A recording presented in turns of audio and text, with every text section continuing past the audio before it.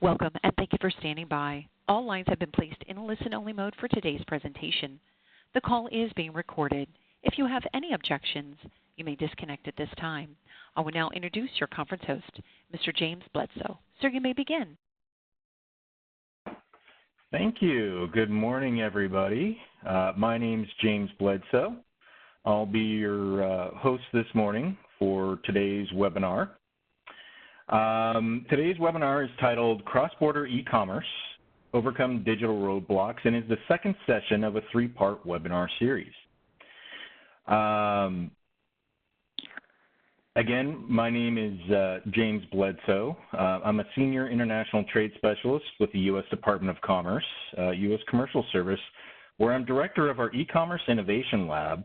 That's an office that helps identify and create e-commerce business counseling resources and information for CS clients. Today's presentation is being brought to you by my colleague who is also on the call, Mrs. Bernadette Rojas, who's done a fantastic job of organizing this series, and our speakers for today from our own CS Belgium U.S. Embassy office and our e-commerce service providers, Zonos and Eurovat Refund. More information about the service provider speaking today can be found on our e-commerce business service provider directory linked at the top of trade.gov/ecommerce. Now for a couple of housekeeping items before we get started. Be sure you are connected to both your telephone and online WebEx platform to view the presentation. All telephone lines are muted for the entirety of today's webinar. The recording and PowerPoint slides will be sent to all participants no later than Monday. We will have a Q&A session at the conclusion of this presentation, so feel free to type in your questions in the chat box at any time throughout this presentation. If there's not enough time to address your question during this webinar, we will gather all questions written in the chat box and populate them with answers and send the list of everyone's questions along with today's presentation on Monday. If you experience any technical difficulties during our presentation today, please press *0 at any time for assistance. Again, that is *0. Next slide, please. I'd like for a moment to inform those who are new to the U.S. Commercial Service. We are the trade and investment arm of the United States federal government, a division of the International Trade Administration under the U.S. Department of Commerce. The U.S. Commercial Service's mission is to promote U.S. exports, protect U.S. interests abroad, and facilitate foreign direct investment into the United States. Next slide, please. With more than 1,300 employees assisting U.S. exporters in selling their products and services, we have offices all around the world. Domestically, we have over 100 offices, and internationally, we have over 115 offices in 75 countries located at U.S. embassies around the world. Next slide, please. Lastly, I'd like to quickly share some information about the remaining webinar in this series. Session 3 concludes on Wednesday, June 24th, and we'll discuss the e-commerce channel mix at 11 a.m. Pacific, 2 p.m. Eastern. Please be sure to sign in today and register if you haven't already done so. Next slide. Now I'd like to introduce you to our next speaker, Tani Stanky, who is a strategic partner manager at Zonos, overseeing the business development department and enterprise accounts. In her role, she is responsible for helping to grow and expand the company by helping online merchants to convert international shoppers into lifelong customers. Being a small business owner herself with a focus on e-commerce, she understands the difficulties and rewards of online business. Learning to navigate international e-commerce with Zonos for over 5 years has helped her to be successful in opening new markets and adding growth to the company. Customer experience has been an important part of her career and will continue to adapt to the changing times. And without further ado, our first featured speaker, Tani Stanky. Hey, thank you, James, and thank you, everyone, for jumping on the call. I'm excited to be here and to talk to you a little bit about international. So I just want to take a couple of minutes to let you know who Zonos is. Zonos is a software company, and we've built technology that is put in place to help e-commerce merchants sell their products cross-border. So it has a lot of things to do with localization for the customer and also talking about duties and taxes. So I'm excited to be here today. My plan is I want to talk a little bit about what international opportunity is out there when it comes to e-commerce businesses. And we'll talk a little bit about the customer's experience and ways that you can make that better and help convert some of those customers over. Now, for international shipping, here in the U.S., we are fairly new when it comes to these e-commerce customers. Now, I know that this is something that's been around, exporting's been around for a really long time, but e-commerce side of it really has changed, and it continues to change each year. I always hear from U.S. merchants, which I get to work with all across the country pretty much every day, that their biggest shopping day is Black Friday, which I'm sure most of you know that as well. What I found interesting is that although Black Friday is such a huge day for us here in the U.S., there's actually a day that is much larger when it comes to online shopping, which is called Singles Day. If you haven't heard of Singles Day, it was actually created in China, and it started out as kind of an anti-Valentine's Day. It was for all the single people. That's what we were going to celebrate. Well, Alibaba came in and made some adjustments, and they decided they were going to make that a day of deals. So all these single people, they were going to give them great deals on all these products. Well, each year it continues to grow, but within 24 hours, they did 30.8 billion sales this past year. If you take Black Friday, which they did 9.9 billion, and Cyber Monday, which did 7.9 billion, it doesn't even come close to the amount that's done on Singles Day within that 24-hour period. But it continues to grow. It was up 27% the year before. Over 180,000 brands participated. And one of the things that I found interesting is 40% of those sales were actually international brands. Because I know that sometimes when we think about going into China, it is a really difficult country, which is true. But it is something that there's tons of opportunity for businesses here in the U.S. to, continue to grow and open up those new markets. With international e-commerce, although we know it has continued to grow year over year and actually grows at a faster rate than domestic e-commerce, the amount of the pie that U.S. merchants has continued to drop. And the reason being is here in the U.S., we have a really hard time understanding what an international buyer's experience is going through and how are we going to be able to convert customers and get our products cross-border. And so that's one of the things that I really wanted to talk about. As I mentioned, we don't really understand what that looks like. And the reason being is I live in Utah. I jump onto a website, and it is so easy. I add items to my cart. I never question if they're going to be able to ship to me. I never question the amount. I know the full cost. We've kind of been a little bit ruined here in the U.S. as well, is because we think we can pay nothing for shipping and it'll be delivered the next day. But I go ahead, I check out, I pay for everything, and a day later or a couple days later, UPS or FedEx or one of those carriers shows up with a package at my door. It's a great experience. Well, international shoppers don't have that same easy buying experience. They will jump onto a website, and the first thing that happens is they have to find out if this website will even ship to their country. They, a lot of times, are looking through shipping FAQs, trying to search the site. Most of the time, though, they have to add items to their cart, and when they go to check out and select their country, at that point, a message will pop up saying, either no, we cannot ship to your country, or they can maybe pull up a shipping amount. And so that customer has to spend time. We don't make it easy for them to go through that checkout process. They are also shopping in a different currency. They're shopping in a different language.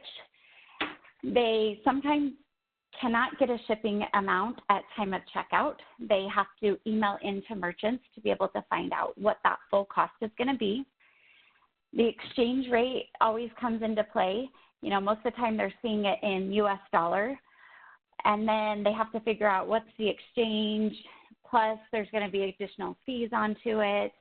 But let's say they go through the whole process and they check out. We usually mention nothing about tax duties or taxes on there. Well, when that package goes to be delivered, UPS or FedEx or DHL or any of those carriers, before they will release the package to the international shopper, they're going to request the import fees, duties, taxes, and any carrier fees in there. And at that point, an international shopper is super surprised that, hey, wait, I owe additional money, or they may, have ordered from other countries before and know that they have to pay them, but they're surprised that it's really expensive. Here in the U.S., we have a value of if something comes into the country under $800, we don't have to pay any duties and taxes on it. That's by far the highest amount as any other country. And so if you take into account like Canada, if it's under 20 Canadian dollars, at that point they don't have to pay duties and taxes, but anything over that they will have to pay. So you have these international shoppers who will either refuse to pay those duties and taxes, or they may accept it, but they're really unhappy with the experience they had. And so with social media today being out there and everyone being able to, give their opinion so easily, you may find yourself getting bad reviews, not being able to handle the customer as we make it with online. On the other side of that, U.S. merchants, like I said, I have the opportunity to work with them, and I usually hear the same thing when it comes to international, which is it's a small percentage of their business, but it can be 80% of their headaches. They have to spend so much more time on each of these international customers. They have to manually touch every single order. They have complaints about duties and taxes. There's risk when it comes to fraud, and there's risk when it comes to shipping it out and having that international shopper deny the package when it comes to duties and taxes. If that customer does deny it, then what happens is, let's say UPS or FedEx, they call the U.S. merchant and say, hey, that your customer has refused those duties and taxes. What do you want us to do with that package? At that point, as a shipper, you get to decide, are you going to ship it back to yourselves here in the U.S., which typically is about 2 to 3 times the cost that it took to ship there, and then somebody still has to pay those duties and taxes. So a lot of companies, if it's a smaller order value on their product, then they'll usually abandon in country, or you can choose to bring it back.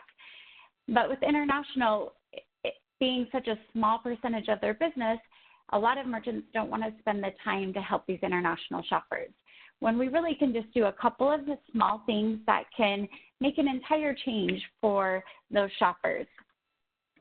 Now, Shopify did a survey, I believe it was the end of last year, but it had some really good information in it. And it talked about what makes an international shopper abandon a cart, but it also talks about what makes that shopper avoid the retailer.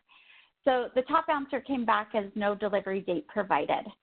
A lot of times if we're shipping out with a slower type of shipping option like a USPS or the Postal Service, that can sometimes give an estimate of 2 to 3 weeks, and there's not a lot of tracking that's available.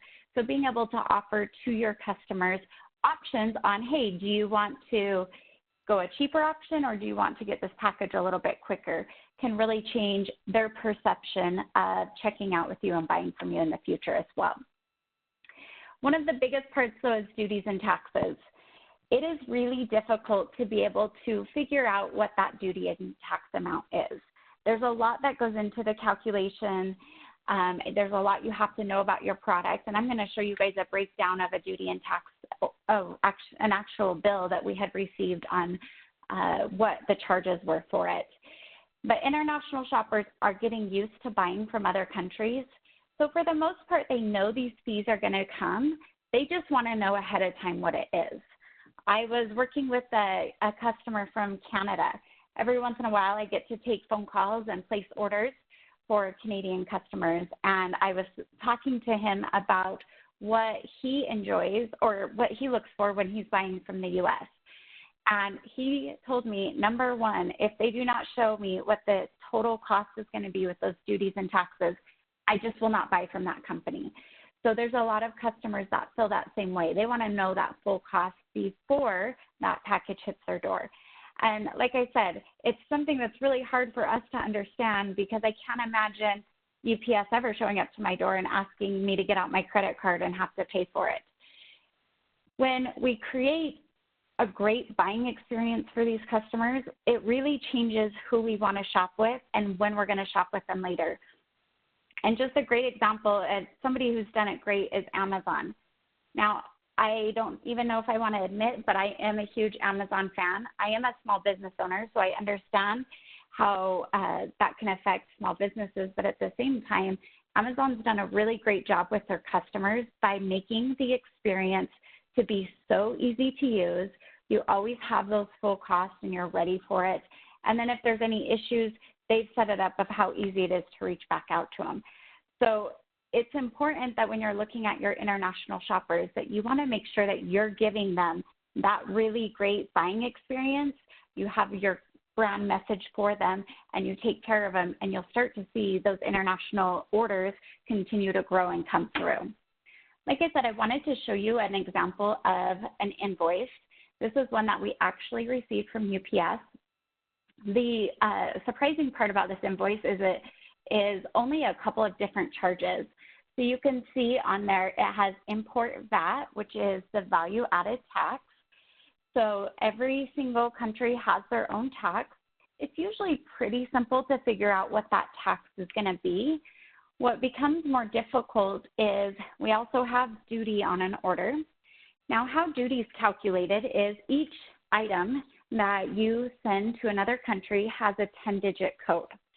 We use a 10-digit code because if I were to explain an item in a certain way, like let's just say leather shoe, how do we expect every country and every language to be able to understand exactly what I'm saying? And so that 10-digit code is what tells them what the product is. The first 6 digits of that 10-digit code are universal. So every country in the world uses those same 6 digits. The last 4 digits are going to change depending on the country. And so being able to know what that code is can help you know what percentage you're going to pay for duty. It definitely depends on the item, but I'm going to say it's anywhere from 6 to 14%. Again, that's just me putting an estimate out there because they also have different rules in place. So let's say that you're shipping into Mexico. Well, if the product is made in China, it's going to be taxed at a higher amount than an item made in the U.S.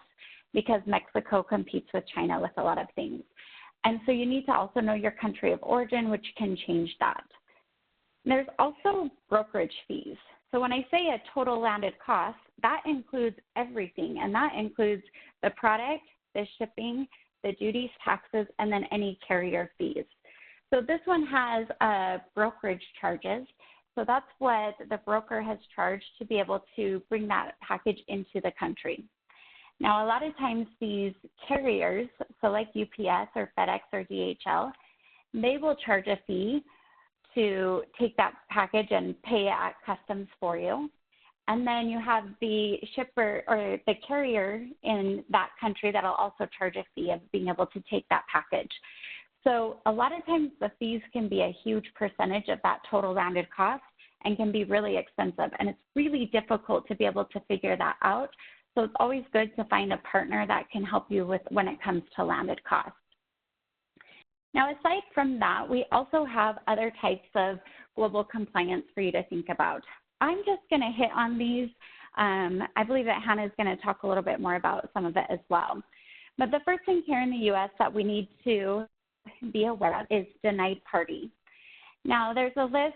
Actually, I think there's a couple of lists that are put out by the State Department usually, and it's individuals or addresses of people that we're not allowed to export items to. So you do want to make sure that you check those lists. Honestly, with all the orders that have ran through Zonos, which is millions, I've only seen a very, very, very small percentage of this ever happen. But it has happened before where when we're checking, we found somebody who's on that list and we know that we can't export items to that customer. So it's good to know, usually it's, like terrorists or things like that. You want to make sure that you're in compliance with the U.S. There's also GDPR, which is in Europe. Again, I'm just going to mention it. This is based around your customer's privacy. You want to make sure that you have something in place so that you are protecting that. I honestly believe that more countries are going to start adding on different policies like GDPR, because with more online shopping that we're doing and more fraudsters and people out there who are stealing information, it's really important that we keep our customers safe and their information safe. So it's something that if you are going to go into the EU, I think you should have a policy built around it and also mention it on your website of how you handle it. Restricted items, this can be based off of different countries and what your items are. Somebody who's a really great help if you are unsure of your restrictions on your items is the carriers. Like UPS has a great website that you can go on and mention information, and I believe FedEx and DHL do as well. But if you have any items that for whatever reason can't be shipped into a certain country, you'll want to make sure that you have that in place with your website. Just a quick example is camouflage cannot be shipped into Barbados. So if any of your items have camouflage, you'll want to make sure that you have that restricted and you're not shipping it into Barbados. And then the Australian GST. This is actually something that's been implemented now in Norway and also New Zealand. So typically when you ship out a package, the duties and taxes will fall on the customer, that is who pays it at the very end. Well, with Australia, Norway, and then also New Zealand, if you ship a package to Australia, and if you're shipping a lot of packages actually, I believe Australia it's 75,000 Australian dollars. So if you ship over that amount in a year's time period, it's now up to the U.S. company to remit those taxes to Australia. Norway and New Zealand have different amounts on there, but you'll want to make sure that you know the amount of packages you're going to ship in there, and you are registered with the Australian government. And this is something that it's a rolling 12-month. So if you get all the way to the end and realize that you owe GST, which is 10%, then you may owe the Australian government quite a bit of money if you haven't planned and prepared for it. So making sure you know how many orders you're getting into each of those countries. I know that I've hit on quite a few different compliance issues, also talking a little bit about the landed costs and those harmonized tariff codes. I wanted to mention to you guys a website that Zonos has set up. You can go to this website, which is docs.zonos.com. We have different guides in there that if you have a specific country that you're wanting to ship to, we can tell you a little bit about shipping in there and maybe the things that you need to look for. It'll also talk about HS codes and what you need to know when it comes to the landed costs. So feel free to go check that out. It has a ton of great information. And usually when we have things coming out, like, for example, the Norway, I believe that was released in December, but Zonos had started gathering all the information well ahead of time so that we could let our merchants know what to expect. So even things that are going to be changing, which I know also the new agreement with Canada and Mexico went into place. So those are all things that you can find on our website with more information to be able to help you out. Now, one thing I wanted to also mention is Zonos has a free product. You don't have to use any of our software. You don't have to even have a conversation with Zonos. But we do have what we call Zonos Hello. This is an IP recognition software. I talked about when a customer jumps onto a website, they usually have no idea if you ship to their country. So what Zonos Hello does is it reads a customer's IP address, and it'll pop up welcoming them from whatever country they're from. It also has 18 different languages built into it. So if your customer's browser is set to a different language, it will pop up and welcome them in that language. With Zonos Hello, it can also follow that customer through the shopping experience, and it'll give them an estimate of what duties and taxes are on specific products. It's not going to be an all-in total cost for them that they're going to be able to pay, but this can at least prepare that customer to know that duties and taxes are going to be due, and they can get close to an amount so that they're not surprised when that package hits their door. So like I said, this is completely free. If you go to hello.zonos.com, you'll be able to, you go in and you enter in your email address, and we'll email you a line of code. It's JavaScript, so it's pretty simple, and it can go on any website, but you just need to copy that and paste it onto your site, and you guys would have access to Zonos Hello. So if you're just getting started in international, or maybe you're doing it now, but you don't have anything on your site, on your homepage that mentions international shoppers, it would be a good thing to add, because that, again, really is going to help with their customer experience. Now, on this next slide, I do have my contact information. If you have any questions about anything I've gone over today, please feel free to reach out to me. My email address is tani@zonos.com. But if you are a U.S. business who is thinking about getting started with international, a couple of things for you to think of. A lot of times, businesses will start out with a handful of countries. It just is easier to manage. A lot of times, businesses will start out with English-speaking countries like the EU, Canada, Australia. Really look at your Google Analytics, see where do you have international shoppers coming to your website, and go ahead and put your time in there. You can also look at different things like where is there a need for your product.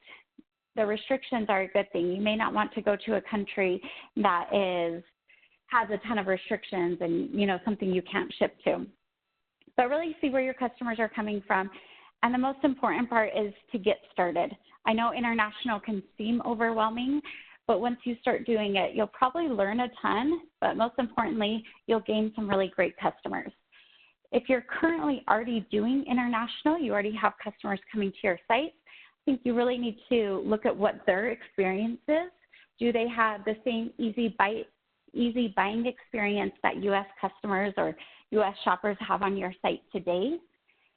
With social media, it's amazing because we're able to touch so many different customers in other countries that you really need to look at what your social media is telling to people. Are you marketing to these customers as well? With times now, e-commerce has continued to grow.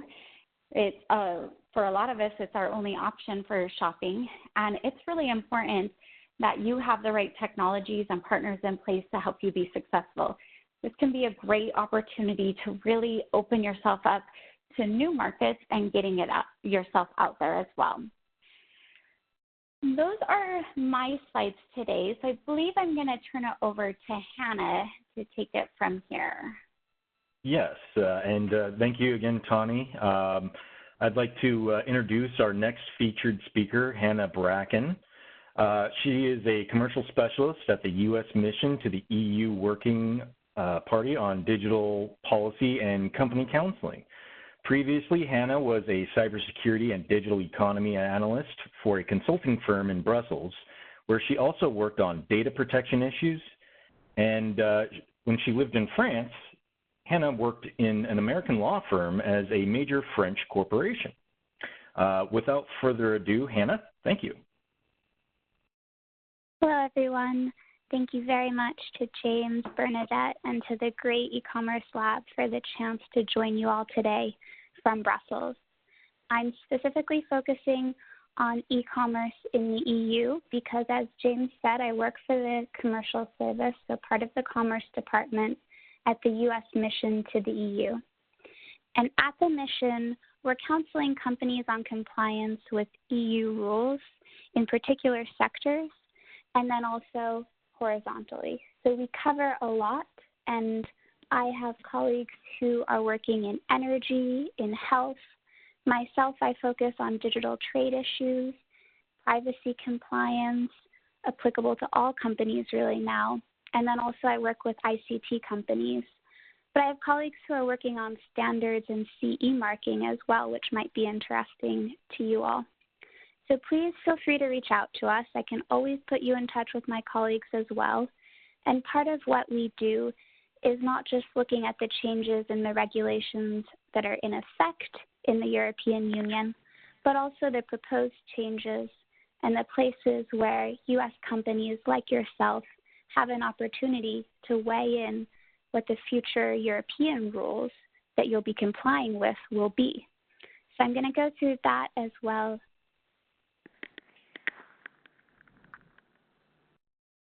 And just to start with this question, surmounting digital roadblocks, are there digital roadblocks in the EU that need to be surmounted? And so here at the Commerce Department, we can talk about the perspective from the United States as well, but I really want to give you an insight into what's happening on the ground for companies here in the EU. So if EU companies face challenges, then these are applicable and potentially even more so to vendors from outside the EU. So here I cite the hot off the press Digital Economy and Society Index. That's shortened to be DESI, and it's a report for 2020, which was published by the EU government, and it covers the situation here in Europe in 2019. Specifically, I recommend a section on integration of digital technology because it covers e-commerce. And here from this report, we see that the EU countries that rank highest in e-commerce are Ireland, the Czech Republic, Denmark, Belgium, and Sweden. So as someone who lives in Belgium, it's a little surprising to me that Belgium ranks so highly on e-commerce, just because, for instance, there's no Amazon Belgium. And when I buy my cat's cat food, I buy it from an e-commerce site in the Netherlands. But this particular metric that I've cited with these top 5 ranking countries is about SMEs. And when I speak of SMEs, I'm talking about companies between 10 and 249 people with an annual turnover of less than 50 million euros. So you can see the criteria is very SME focused. And I also want to note that this is all pre-COVID as well. And the EU is really thinking that having so many businesses across the continent closed for months on end is going to speed up what they call Europe's digitalization. So more SMEs may now be selling online than before.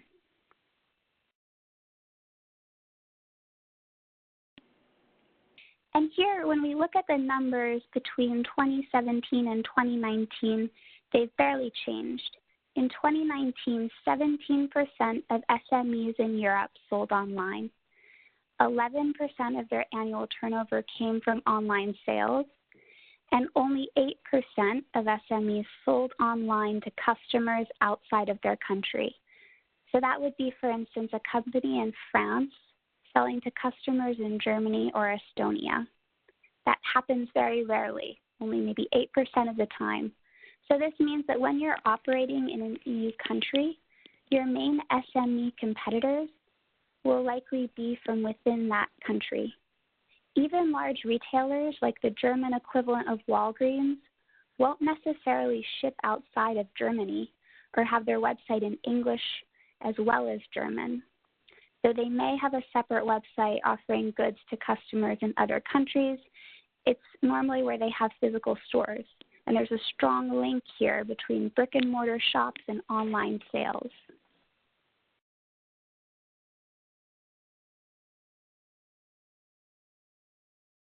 So where are the e-commerce sales that are happening in Europe now taking place? Here's a country-by-country data on companies showing that using your own website, so that's in blue, is far more common than using online marketplaces, that's in orange.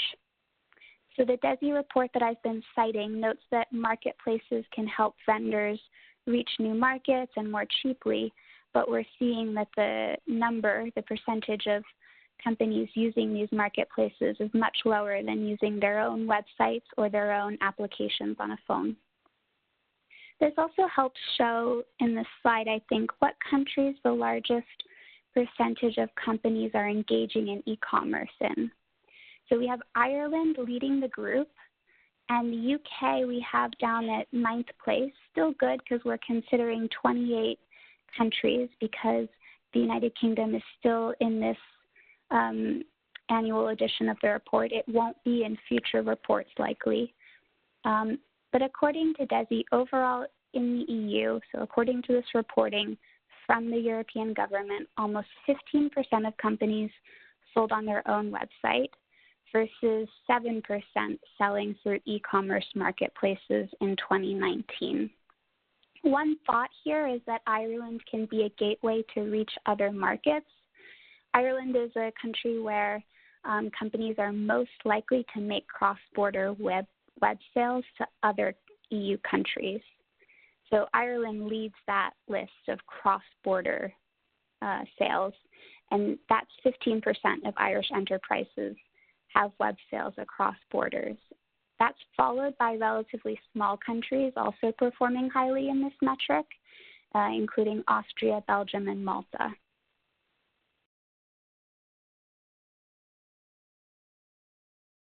And so a benefit to Ireland, and Tawny has mentioned this as well, is that it's Anglophone, and moving into Anglophone countries eases a lot of aspects because there's no language transition.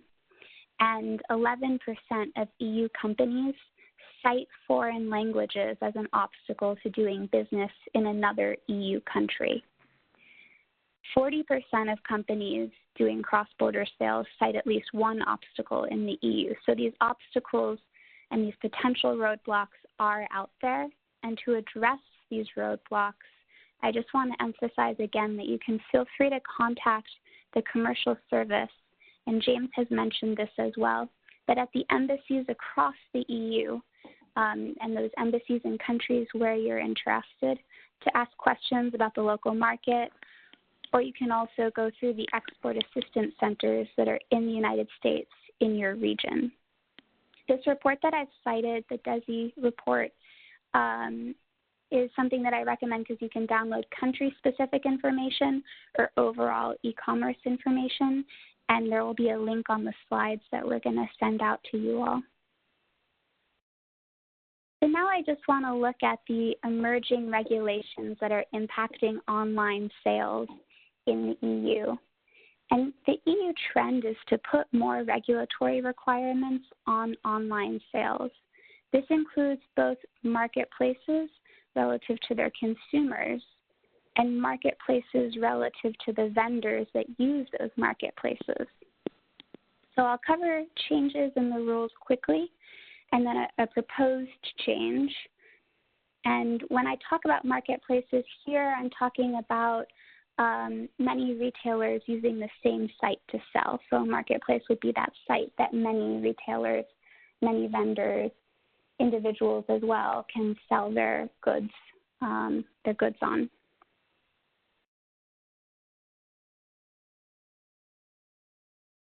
And to start, we'll just look at the consumer protection rules in Europe, which are largely still national. So that means in Lithuania, the consumer protection rules could be quite different than the consumer protection rules in Ireland or the UK or France or Austria. There is a variation between the different countries. Overall, though, for returns of goods purchased online, there's an EU set 14-day return period. They call it a withdrawal period in Europe.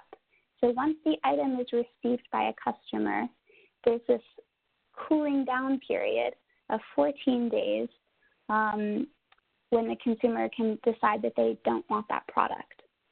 There are exceptions to what goods are subject to this. So it's not the case for all products. It's just a general standard that's in place. And for service contracts, it's based on the date of the conclusion of the contract. But as of January 2022, so we're looking in the future now, but these are interesting changes. In Europe, for the first time, there will be regulation specifically targeting digital content and services. So this could be anything from cloud services to video and music streaming, digital television, apps, social networks, and messaging apps. New rules for the contracts that a consumer enters into with the provider of those digital content services. And it covers as well contracts that aren't just in exchange for a monetary price, but also contracts in exchange for the consumer's personal data. It covers modification of the contract, conformity with the contract, and remedies for lack of uniformity. This is with the idea that Europe wants to have more harmonized rules across all of the different countries. And this is also the case for goods. They see that the more the rules are similar in the different countries, the easier it is for European SMEs to succeed, and that's also the case for outside companies. For goods, there will be a 2-year guarantee window for conformity, so this is when the good is considered kind of fit for purpose. And EU countries can extend that in their national laws, though. So that's another instance where we are going to see divergence still within member states, and it's worth doing research of the kind of rules in the country that you're thinking about investing more in. Member states in general also set the fines for vendors that fail to comply with rules, so there can be variation there. And for goods, repair and replacement are the preferred remedies Europe-wide. So for the new consumer rules as of May 2022, so we're still looking to the future, I wanted to mention that there are also new rules between marketplaces and consumers, that the marketplaces must display the main parameters determining the ranking of the products that they're presenting, so that when a consumer does a search query on an online marketplace, they know what led to the results that they see, and that they can also see the relative importance of the parameters that led to those results. So this is moving towards what Europe considers as a necessary transparency in how e-commerce is going to work, and it impacts how vendors' goods are listed. So that's why I really want to share this information with you all. Consumers should also be able to see, as of 2022, if a trader paid to get a better ranking in search results. And there will be new rules about transparency for customer reviews too.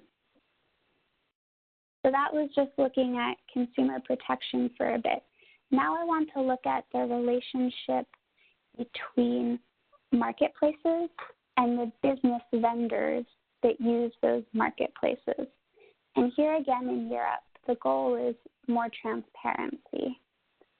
So part of the reason for these rules is that Europe wants to have more European platforms and more European marketplaces to compete with the Amazons of the world, and also with the other large American and largely Chinese incumbents.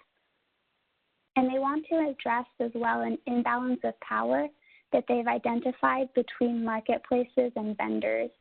So if you sell through an online marketplace and have been frustrated by not putting down the terms and conditions of what you're agreeing to with the marketplace, this is the kind of scenario that in Europe they're trying to address.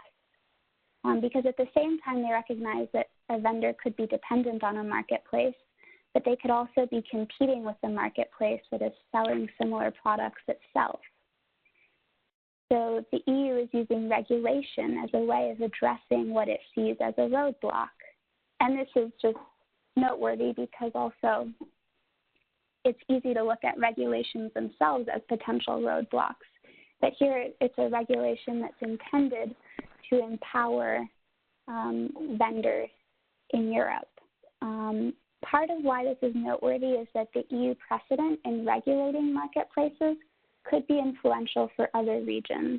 So this is like how Tawny was saying that the GDPR, the data protection standards in Europe, have been influential around the world. It's very possible that these kinds of rules will get picked up in other regions as well. So understanding EU rules can be a good first step to understanding doing business in other regions. And the great thing about these rules that I'm talking about now, they're called the Platform to Business Regulation, is that they go into effect as of next month. So we will see this very soon. We're not talking about 2022 anymore. We're talking about now. And as I said, this is about the relationship between e-commerce marketplaces and the vendors that use those marketplaces, but it's also about app stores, social media, and price comparison websites. So all of those are considered the kind of intermediaries that are subject to these new rules. And these sites, if they have EU traders using them, and if those traders sell to EU consumers, will need to change their terms and conditions with the traders that use those sites. The terms and conditions will have to include the main parameters that determine ranking of search results. So transparency, again, a description of any special treatment that their own goods get, and a free system for lodging complaints against the marketplace or other type of intermediary. So here, as long as that platform or online marketplaces that have EU traders using them to reach EU consumers will be implementing these changes to terms and conditions, and it's likely that these changes to the terms and conditions will impact all of the traders then using these e-commerce sites and lead to just a more transparent and more equal relationship between the two.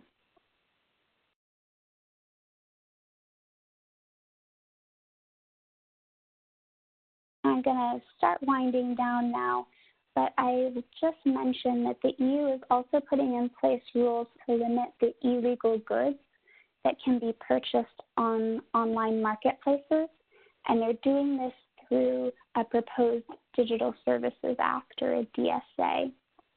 This is an open consultation right now, so it's an opportunity for you all, for U.S. small businesses, as well for consumers, individuals, to respond to the EU government about your experiences in the e-commerce world. And the idea would be to make the e-commerce world friendlier in Europe. What they're looking at specifically is how to control illegal goods, content, and services online, not so much from an intellectual property violation perspective, because that's something they've already addressed to a large extent, but they're looking at other illegal and harmful content. And because one reason to motivate this is that the European consumer organizations found recently that 2/3 of items purchased online don't meet EU safety rules. And they see marketplaces as a weak link because they are not currently very regulated vis-a-vis the illegal goods that may be listed on them. Amazon, eBay, and Alibaba have all signed a product safety pledge with the EU government, but Europe wants to go further. And there's also lobbying happening within Europe where the toy industry, for instance, has said that marketplaces should screen third-party sellers and be sure that they react when illegal goods are flagged to them, stop those goods from being relisted, and then be sure to filter out illegal products to begin with.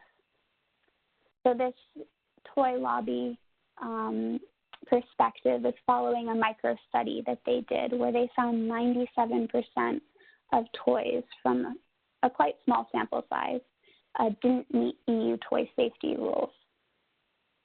This DSA consultation is a series of easy multiple choice questions and free text boxes.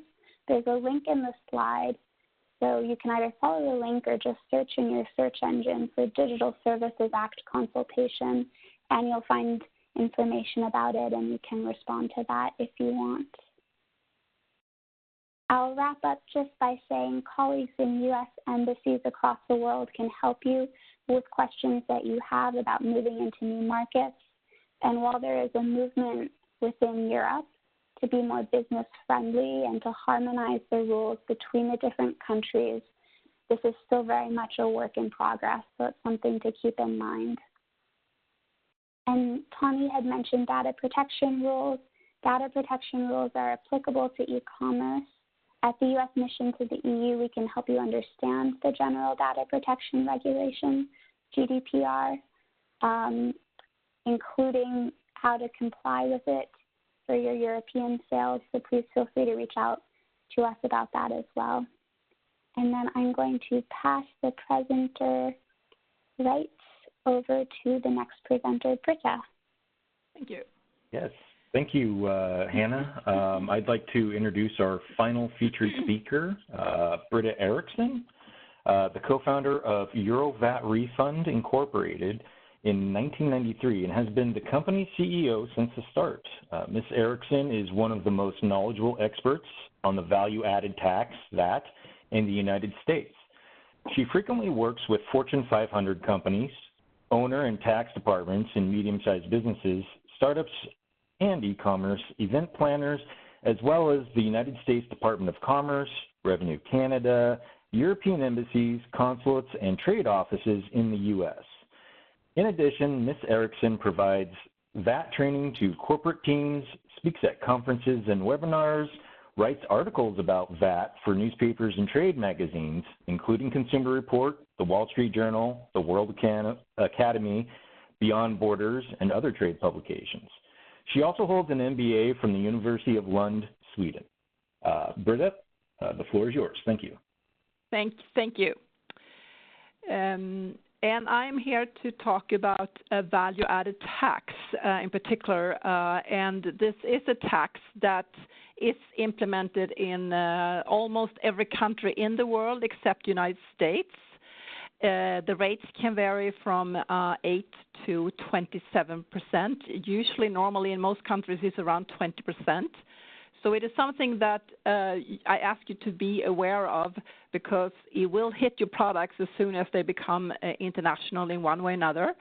And 20% is a big cost. So it is important for 2 points of view that you know how to handle it in order to avoid it to be a cost to your company, and also in order for you to comply, because it is also a compliance issue when you deal in these different countries. So the VAT can be called different things. For example, they call it VAT in UK and some other countries. It can be called GST in Canada, Australia, MWST in Austria, Germany, TVA in France, and so on and so forth. But it basically stands for the same kind of tax. It's around 20% usually. It is kind of like a sales tax, but also not. Ultimately, it is only a cost to the end consumer. So when your product ends up with a private person in these countries, it will be a cost to them. It is not a cost to a company in between. However, the companies have to deal with it. And you need to understand and learn a little bit how that works and how to deal with it in order to make sure it doesn't become a cost to your company. It does become a cost to the private person, and how do you do to comply? So VAT in EU and other countries is a big difference. When you sell e-commerce, you can sell from your website in US, for example, and you can ship from United States to these countries when you get an order. Or you can ship in your products to these countries, own them there, and then sell them on. This is, for example, the case if you sell through Amazon Marketplace in Europe. The difference here from EU and a few other countries, such as Australia, for example, and other countries, is that in the EU, European Union countries and Australia, it is possible for you to ship in products there and store them, for example, at Amazon Marketplace, or you have your own storage in these countries, and then sell them on. You can do that in these countries only thinking and complying with value-added tax.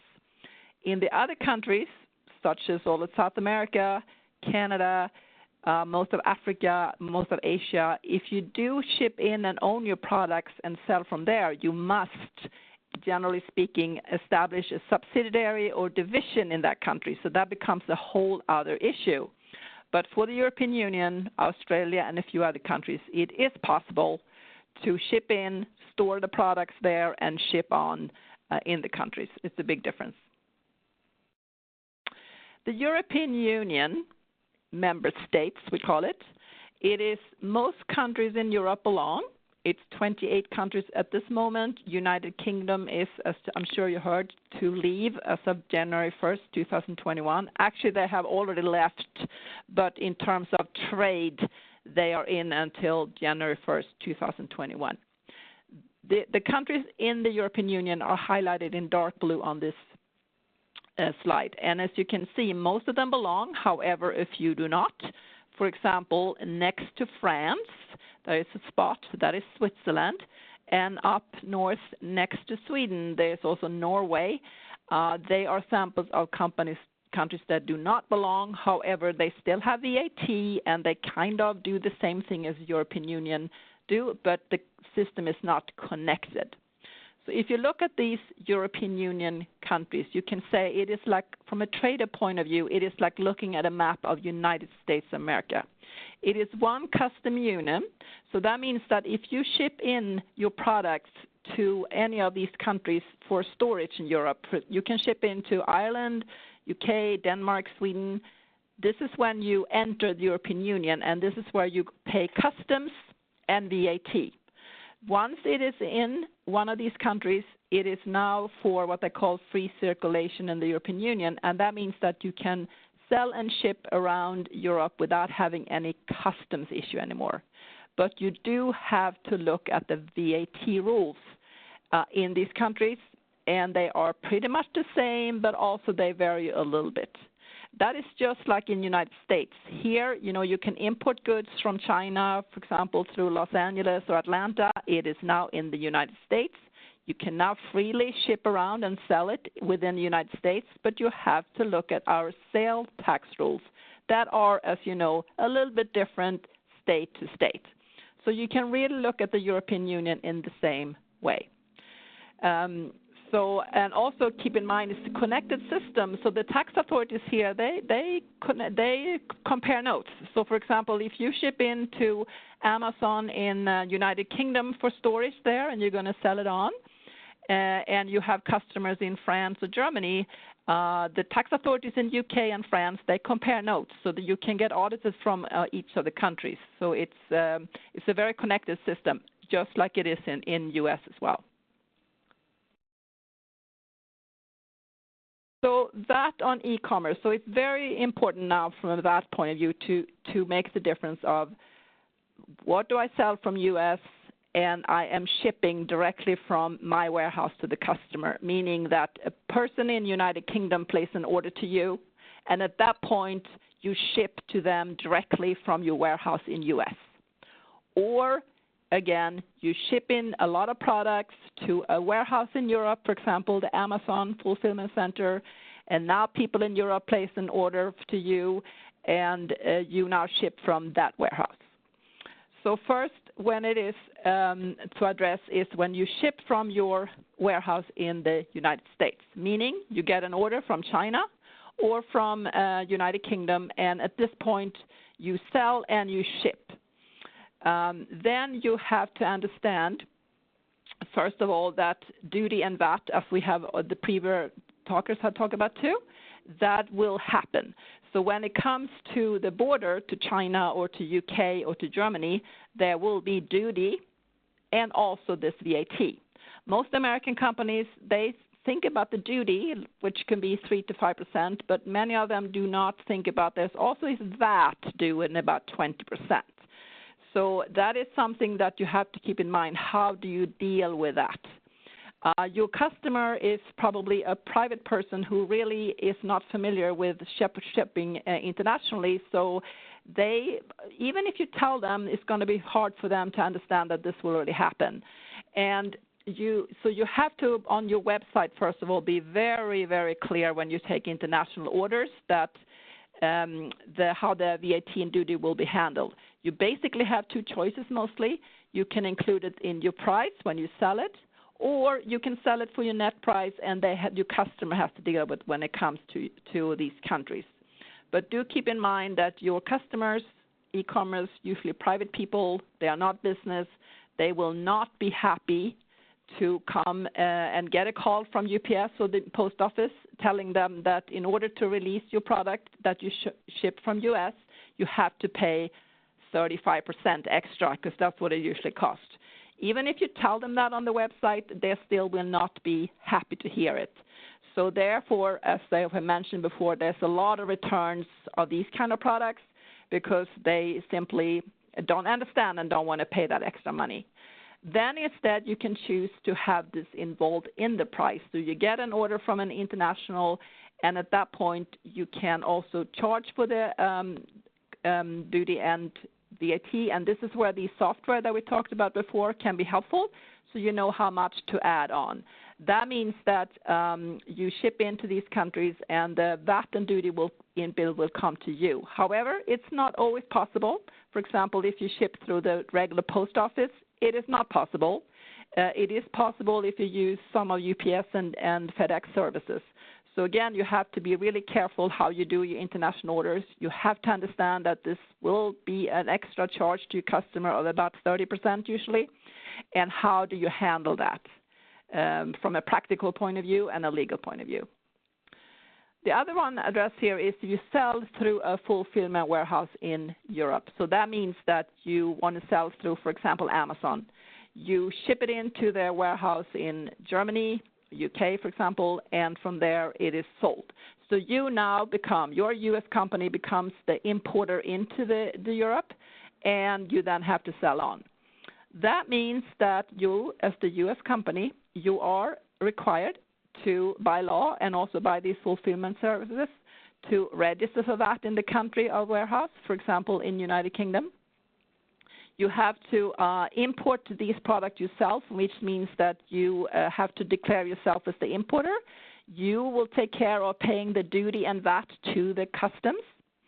And when you sell on the websites in Europe, first you have to understand that when you state your price on the Amazon website in Europe, for example, it has to include VAT. So, for example, if you want to get paid $100 or dollars for product, you have to state $120 as a price, because the customer in Europe, the private customer in Europe, always knows that whatever price is stated on the website, that is what they will pay, including all taxes. So not like in U.S. where we go and shop and we know that you will end up charging us the sales tax when we check out. It is never stated here on the website at the price. We understand, we know that. It's absolutely not the case in most of these countries. You have to state your price, including all the VAT and taxes. And then you have to charge VAT on your sale, and you have to declare this to the tax authorities. This is your responsibility. However, within the EU, no, they are changing and have changed. So now, for example, the marketplace, for example, Amazon has to report you into the tax authorities. And if you have not complied, actually Amazon even require you to have a VAT number before you can even ship to them now, which is pretty good. But they also have to understand and report it, and the tax authorities at Amazon works very closely. So the tax authorities can go to Amazon and review all their merchants from all around the world. And if they have not complied and reported the VAT, Amazon will send you a note telling you we will stop all sales for your products until you comply with the tax authorities. And of course, the tax authorities will also contact you and tell you to declare immediately. So there is really no way out of this. If you are having into the Amazon or you have your own warehouse in Europe, you need to register for that and comply accordingly. So here is the first alert then, that the EU warehouse is now responsible for making sure that the foreign companies do comply. So that is, again, why they usually require you to be registered before you even start. And also they work very closely with the tax authorities who will audit you even if you're based in the United States. So how that works then, I want to basically explain for you, is that if you sell within these countries that have VAT, almost all the countries in the world, you do have to charge VAT on all sales to private people, for sure. You also pay VAT on all your purchases. So that means, for example, also when you ship in products, you have to pay VAT immediately on the product. You do it to customs. You declare the difference to the VAT authorities, and you pay in the VAT that is due to you, or you will get a refund. So for you as a company, VAT is never a cost to you, except you have to comply and file that is. It is, however, again, it will be a cost to your private person you sell to. To them, it will end up as a cost. So, for example, when you import a product, say from North America, you ship to Amazon's fulfillment warehouse in UK, for example. The commercial invoice in the sample is $10,000. Duty 3%, we say. You pay this to the UK customs, that all American companies do understand this. This is what you have to do. You then have a subtotal of 10,300. Also here they do add in freight and insurance and a few other things, so they will add a few more things. Then you have to pay this VAT, 20%, which is then 2,060 in this particular case. Do understand that this will happen in all these VAT countries. That is very shocking to many American companies that do not understand this. So this VAT should be refundable to you if you are the importer, but you have to make sure you are set up correctly with the registration in place before you ship. So then if you have a sale, for example, you put your products in Germany, Amazon, or you put it in UK, Amazon, you now have to sell to customer, and you sell for 100, freight and handling that on too.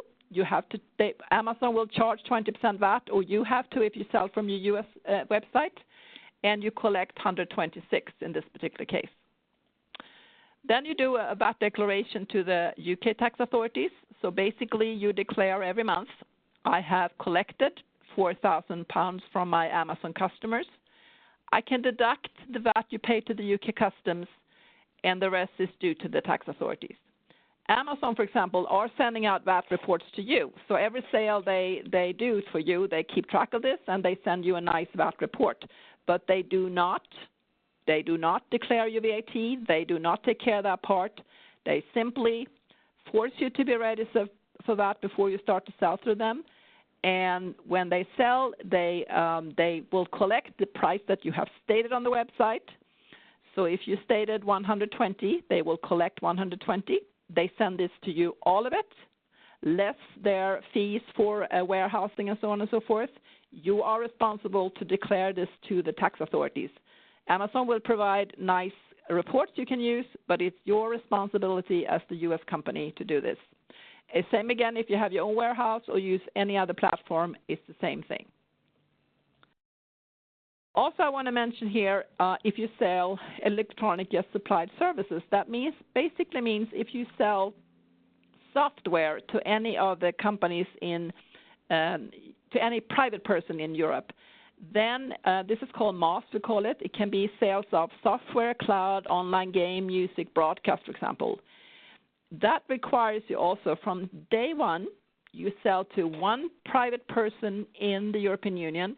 You are required to register for VAT. You can do this in one country. You have to charge VAT to the different countries. So, for example, you can register for VAT in Ireland. You sell to Sweden, you charge 25% Swedish VAT. You sell to Germany, you charge 19% German VAT. And you declare all this to the Netherlands. That is absolutely required, and it does go into effect from day one. There is no threshold there. So do keep this in mind if you sell any software or electronic supplied services online. There are some big changes coming in the EU in regards to VAT as well. They were supposed to implement this as of January 1st, but due to Corona, it has now been postponed to July of 2021. And very important things here is that today you can mostly ship products to Europe worth about €22, which is about US dollars, $25. If you ship in for less, there's no duty and VAT. It's duty and VAT free. That is changing. So, for example, you get an order from a private person in Germany. If it's only for $15, there is no VAT and duty due. This is going to change. There will be VAT and duty basically on every shipment. And the reason for that is that it has been so misused that people are, companies are saying maybe they sell for $50, but they say to customs it's only worth $15 and so on and so forth. Major abuse of the system. Therefore, EU says no more. Everything is subject to VAT and duty that comes in. And then you can, here to deal with this, you can also register in a certain way to do this. And you can also the marketplace, if you ship into warehouse, can also help you with this part. I'm not going to go through all the details here. I'm just saying right now that this is supposed to happen in July 2021. There will be VAT and duty and everything, and you as the American company or North EU company, you are responsible for making sure that you're complying so that every sale there, no matter how little you are complying with the VAT rules, and VAT is being collected. And also from the change will be too that the marketplace, the warehouses in Europe can go in more and help you more actively. So it will also be a little bit easier for you as well, that you can take help from the European warehouses where they can do this registration for you on the certain. So that will happen next year.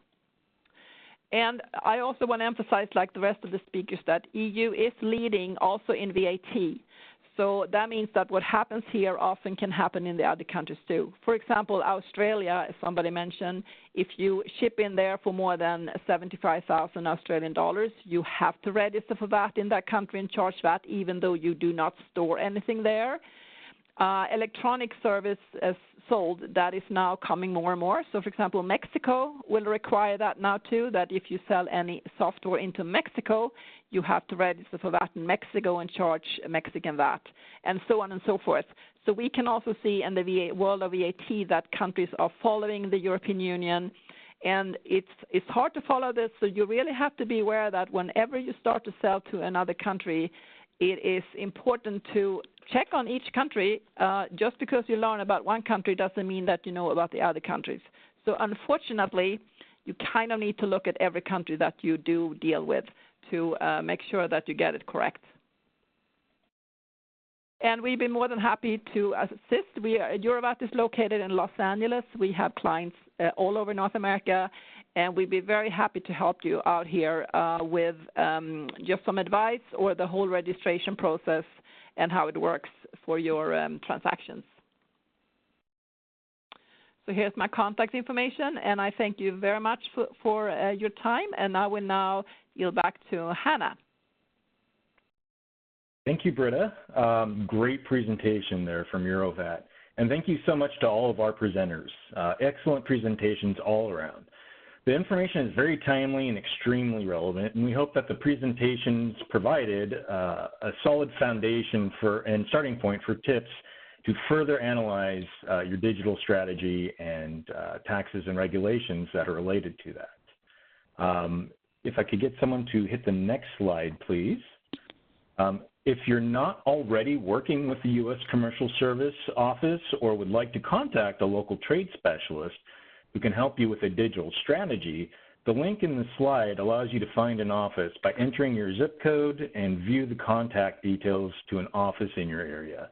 Or please feel free to contact either myself or my colleague, Bernadette Rojas. Next slide, please. We'll now turn to the Q&A portion of this webinar for the next 15 minutes. Bernadette, do we have any questions lined up? Hi, James. Yeah, thanks. We've got a couple of questions in the queue here.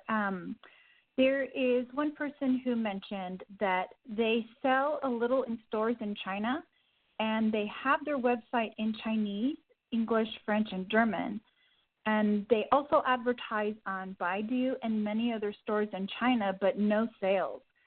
Is there any one of our speakers that might be able to just provide a little bit of guidance or any analysis on this, or what are your thoughts? So I can jump in here. China is difficult to break into, and I know there's a couple of different options. Like I know they use like WeChat and different platforms like that. If that person wants to reach out to me, Tani@zonos.com, I actually have a couple of different studies on China that's specific that could maybe help give some ideas of ways to increase orders in that area. Yeah, and this is Britta. I can, if I can add something, is that Britta from Eurovat, is that also, you know, be very, very careful about owning any goods in China. If you put anything in the warehouse there that you own and then sell on, that can lead to that you have to do an establishment like a subsidiary or something there. So be very careful before you do that. Try not to own anything there before you start to sell. Great, thank you. And then a follow-up to that is someone mentioned that they sell retailers mainly at trade shows, but they sell many end users in China and Korea, but never get repeat sales. If that makes a little bit of great sense, I'm sure those are kind of problems people have. Any insights on that to our speakers? Yeah, from Europe, I can say again that if you do that, if you bring in goods to these countries and sell them on, then again you have the same problem. You are owning the products in that country and selling on. That is generally not allowed from a compliance point of view, so be very, very careful before you do that. Yeah, and for your customers, if you are having a lot of orders come in but not repeat orders, I would definitely take a look at the experience you put the customer through to see how that works. But also, you know, it's always a good idea to reach out to your past customers and maybe survey them or ask them a couple of questions as to why they didn't purchase again. And I think you could get some helpful feedback that way. Great, thank you. I guess this is a little bit of a shout out to Zonos, that they're a company that has worked with Zonos and spoken with one of your colleagues, and they believe that Zonos is one of the best companies in this business, if not the best. So nice to know, and thank you for sharing that from one of the participants about your experience. Was not solicited by any means. Just want to put out that little caveat. Let's see here. I do have another question to our speakers. What would we need to know for selling digital products like licenses for using software or app? They also state, we do not ship any physical products. We allocate licenses remotely from the internet. Any thoughts on that? I have from Eurobat, for sure. From VAT point of view, then if you have to look at each country, but it's important to know that if you sell B2B, business to business, usually you can do that with no problem. You can just sell to them with no extra taxes or anything like that if you sell into Europe and most other countries. But if you sell B2C to any private people, then for Europe from day one, you need to register for that there and charge that. And this is also becoming more common in other countries, such as, for example, Mexico starting now, South America, and so forth. So then you almost have to look at each country if you sell B2C, business to customer. But if you sell B2B, generally speaking, you can do that in most countries. Great. I think we have about maybe one or two more questions. I know we're on time here, and I want to respect everyone's time for logging into our call today. I think the last one would be, how much can Google Translate or other machine translators be trusted to localize a website? That's a good question. So I can jump in on this one. We've had some of our merchants use Google Translate. To be honest with you, it's not great. It can help a person through the buying experience, but I've seen translations that are done by people to be much more successful, but it could be a way for you to start out for sure. I know that any translation that Zonos does, we use a company that has people translate it for us, which you're going to get a better a better translation out there using that compared to the Google Translate, but it is a good place to start without having to put a ton of money into it. Okay, great. Thank you for that insight. It looks like we've got a couple of more questions, but again, as I mentioned, we are already at half hour past, and what we can do is go ahead and gather the questions that we haven't been able to answer. We'll share that with our presenters and ask for their feedback on that. And then what we'll do is we'll send those unanswered questions with an answer along with the PowerPoint presentations and the recording by Monday. So I think that, again, you're welcome to, this is Bernadette Rojas, to email me and or my colleague, James Bledsoe, with any additional questions. Other than that, I'll go ahead and kick it back real quick to James, and maybe he'll close us out. Thank you, Bernadette. If whoever has the ball could get us to the last slide there with the third webinar registration. If there's no other questions, which there are not, and if you've not already done so, please register for session 3 via the link noted on the screen. That concludes today's presentation. Thank you for joining us, and have a nice day and stay well. Thank you. This will conclude today's conference. All parties may disconnect at this time.